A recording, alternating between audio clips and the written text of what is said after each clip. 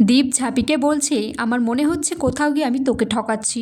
ঝাঁপি বলছে, তুমি সত্যি এটা মনে করো আমি তার মানে তোমার কাছে ম্যাটার করছি, কিন্তু তুমি তো আমাকে ভালোবাসো না। দীপ বলছে, তোকে আমি মানি আর না মানি সম্পর্কের প্রতি তো আমার একটা দায়বদ্ধতা আছে। ঝাঁপি বলছে, তুমি কেন এত কষ্ট পাচ্ছো? তুমি সত্যি তো কিছু করো নাই। দীপ বলছে, কিন্তু আমি কিছুতেই কেন জানি না মনে করতে পারছি না কি হয়েছিল সেদিনের রাত্রে। ঝাঁপি বলছে, ঠিক আছে মাথা ঠান্ডা করো, বাড়িতে চলো। গাড়িতে ওঠে তুমি। বাড়িতে এসে দেখে ইনকার মা এসেছে। ইনকার মা দীপকে বলছে, তুমি সারা রাত আমার মেয়েটার সাথে এক বিছানায় কাটিয়ে তুমি সেটাকে আবার অস্বীকার করছো। দীপের মা তখন বলছে, বাবান তুই এটা কি করলি? ঝাঁপি বলছে, এই কথাগুলো এখন না বললেই কি নয়, এই কথাগুলো তো পার্সোনালভাবেও বলা যেত। দীপ তখন বলছে, ইনকার সাথে কাল রাতে যা যা হয়েছে আমার কিচ্ছু মনে নেই, কিন্তু আমি এটুকু বলতে পারি ইনকা যা বলছে সব মিথ্যে। ইনকার মা বলছে, তুমি এসব খেলা বন্ধ করো দীপ। কি ভেবেছো তুমি আর তোমার বউ মিলে আমার মেয়েটার সাথে যা খুশি তাই করবে? আমি মেনে নেব না, তোমাদের কাউকে আমি ছাড়বো না। আমার মেয়েটা খালি কেঁদেছে কাল থেকে, এই চোখের জল আমি ঠিক নেবই। ঝাঁপি তখন বলছে, আপনি থামুন এবার।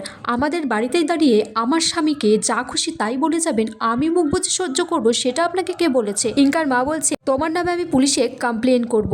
তখন তুমি সত্যিটা স্বীকার করে ঝাঁপিকে ডিভোর্স দিয়ে আমার মেয়েকেই বিয়ে করবে। ঝাঁপি বলছে, আমিও 24 ঘন্টার মধ্যে প্রমাণ করে দেব আমার স্বামী নির্দোষ।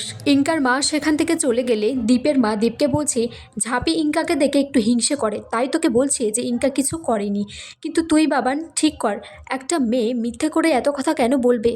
ঝাঁপি তখন বলছে, জেঠিমা তুমি আর কিছু বলো না, মানুষটা এমনিতেই অনুতাপ করছে কিছু না করায়। দীপের মা তখন বলছে, সে তুই যতই কথা শোনাস ঝাঁপি, বাবানের বিয়ে তো আমি ইনকার সাথেই দেবো, আর সেটা চোখ। নীলু তখন ঝাঁপিকে বলছে, আমার মনে হয় এই জল অনেক দূরই গড়াবে।